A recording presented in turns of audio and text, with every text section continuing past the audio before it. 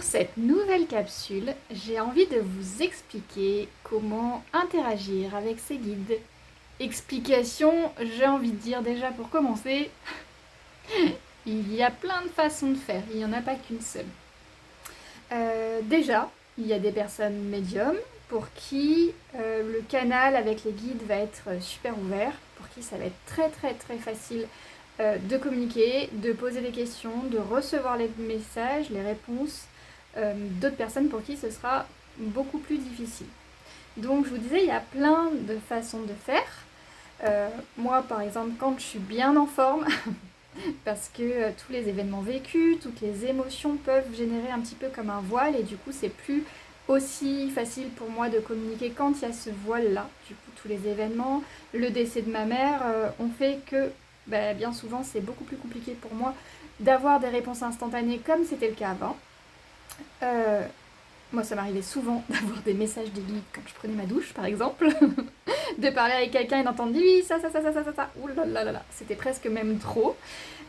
Aujourd'hui ça vient tout seul, donc quand je suis à la demande ça vient moins facilement. Par contre ça vient tout seul quand je vais être en formation, quand je vais être avec vous là par exemple. Dans ce cas-là, on va me transmettre des informations. Peut-être aussi que je suis plus concentrée, que je suis moins centrée sur moi, sur du coup ce que je peux vivre, ma douleur, mes souffrances, mes émotions.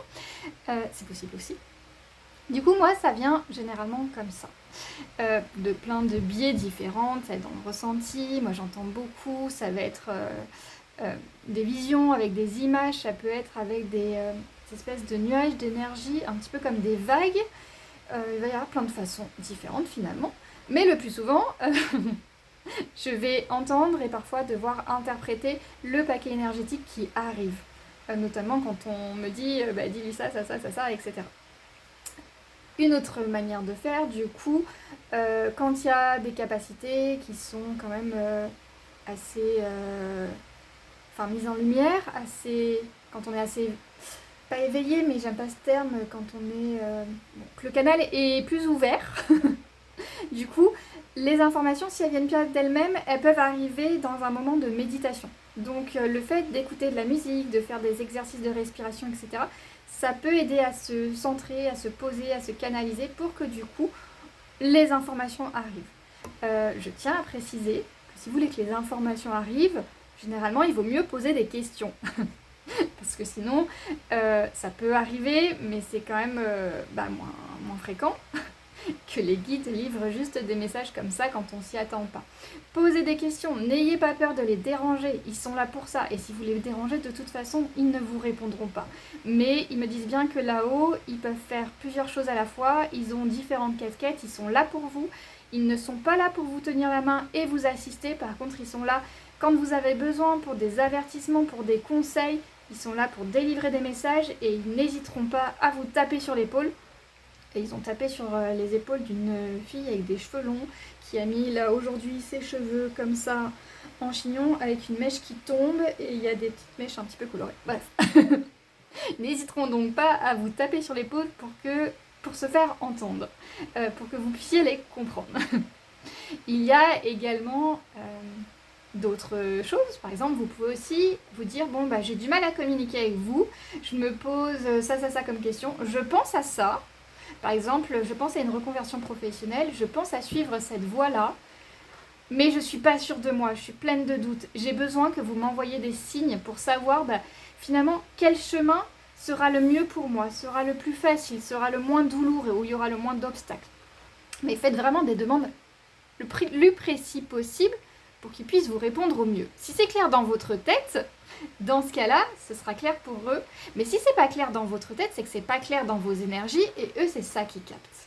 Donc, mettez de la clarté, écrivez, faites des listes, faites des demandes à l'univers parce que ça va mettre de la clarté, de la précision. Et eux, ils vont être plus à même de comprendre votre demande du coup. Donc, vous pouvez demander un signe par exemple, à une reconversion professionnelle, j'aimerais aller, par hasard, dans la voie de l'énergétique, de la médiumnité. Je ne sais pas si c'est la bonne voie pour moi, si j'ai mes chances d'y arriver, est-ce que ça l'est ou pas ?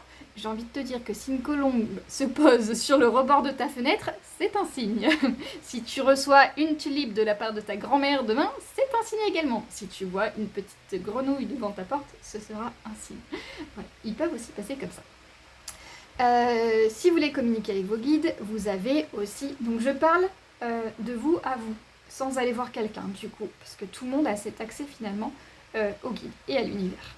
Pour moi, c'est pas propre au médium, c'est propre à l'être humain. Tout le monde a ces capacités-là, parfois en sommeil, parfois il y a besoin d'aller libérer des choses avant, mais tout le monde a ces capacités-là, c'est propre à l'être humain. Donc vous avez la possibilité aussi d'utiliser les cartes. Aujourd'hui, on va utiliser la féminité sacrée, parce que je vais vous donner un exemple. J'aime bien, moi, donner les exemples. Parler, c'est bien, mais donner des exemples, c'est mieux. Je vais demander, pour vous, pour la communauté, au guide, de donner 1, 2, 3 petites cartes. Choisissez un chiffre entre 1 et 3, donc. Demandez quand même, pensez à poser une question, ce que je disais juste avant. Posez une question pour du coup avoir une réponse, parce que sinon on peut risquer d'avoir une carte et pas trop savoir finalement à quoi correspond.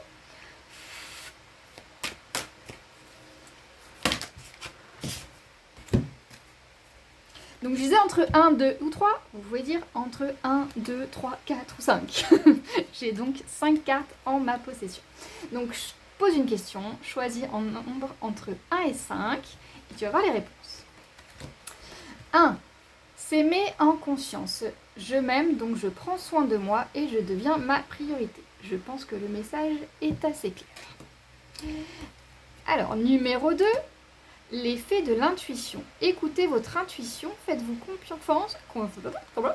Écoutez votre intuition, faites-vous confiance, vous avez les réponses en vous. Là aussi, c'est assez clair. La tempête émotionnelle. Votre vie est rythmée par de vives émotions continues qui ne cessent de vous tourmenter. Alors là, j'ai envie de dire, allez voir quelqu'un pour libérer ça. Si ça stagne, si c'est là, si ça vous tourmente depuis des années, ce n'est pas normal. C'est qu'il y a un trauma non digéré, non libéré. Je vais parler du coup. La désengrammation cellulaire, elle aide à travailler sur ces traumas-là. Que ce soit parfois en une séance, mais généralement en plusieurs séances, un accompagnement de toute façon, quel que soit le thérapeute peut vous aider, mais ne restez pas avec ça, c'est beaucoup trop douloureux. La carte numéro 4, l'acceptation féconde.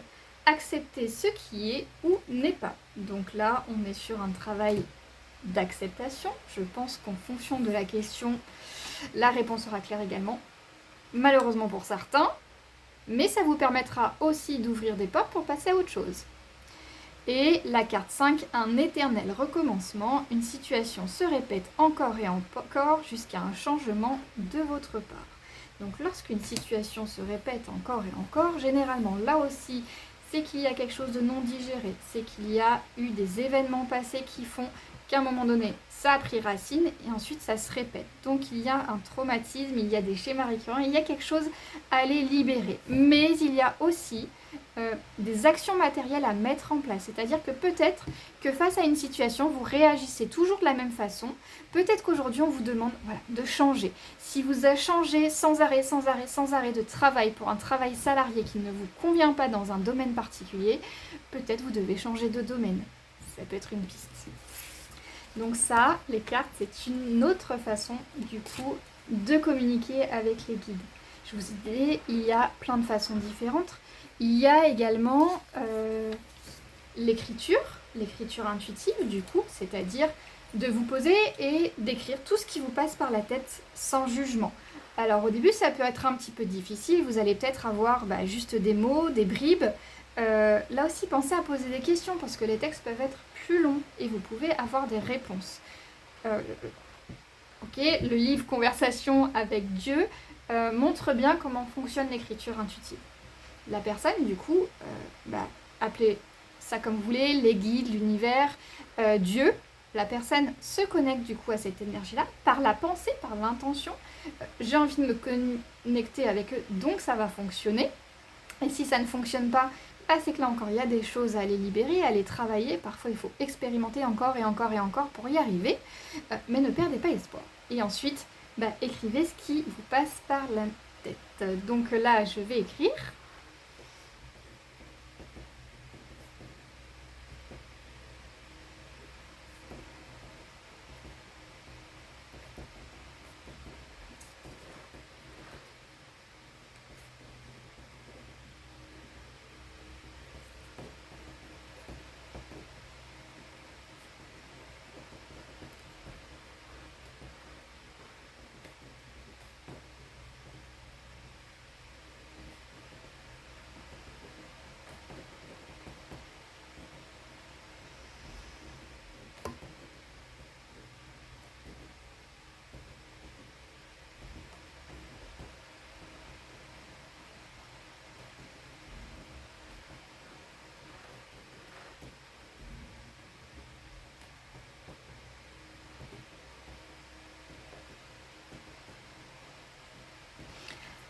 Avec l'écriture intuitive, les idées naissent au fur et à mesure de l'écrit.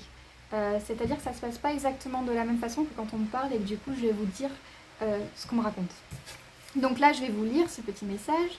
Ceci est un message de bienveillance et d'espoir. Les événements sont douloureux et les situations difficiles en ce moment, avec notamment les guerres, l'inflation et j'en passe. Ne perdez pas espoir, le processus est en place et les choses s'accélèrent vers plus de lumière. Il va y avoir un mieux-être. Ça va prendre encore un peu de temps pour certains, moins pour d'autres. D'ici 1 ou 2 mois pour une certaine catégorie de personnes. On parle de certains signes astrologiques. Alors c'est pas mon domaine pour le coup. Les choses vont aller mieux. En 2024, de toute façon, il va y avoir pas mal de bouleversements. Et ce qu'on me dit, c'est que le négatif laisse toujours de la place au positif. C'est-à-dire que même les tempêtes intérieures les plus difficiles vont être digérées avec le temps, avec les saisons, et on va aller vers un mieux-être. Voilà. Donc là, je vous montre deux façons de communiquer, du coup. Le petit papier que j'ai écrit en écriture intuitive, et du coup, ce qui vient et ce que je peux ressentir. Je vous ferai d'autres capsules vidéo sur, du coup... les ressentis, on m'avait posé une question, donc je me suis noté des questions. N'hésitez pas du coup à me demander des sujets, à me donner des sujets, ça peut me donner des idées. On m'a demandé comment dissocier la petite voix de notre mental et comment je m'y suis prise. Donc ça fera l'objet d'une nouvelle capsule vidéo. En attendant, je vous dis à bientôt et bonne soirée.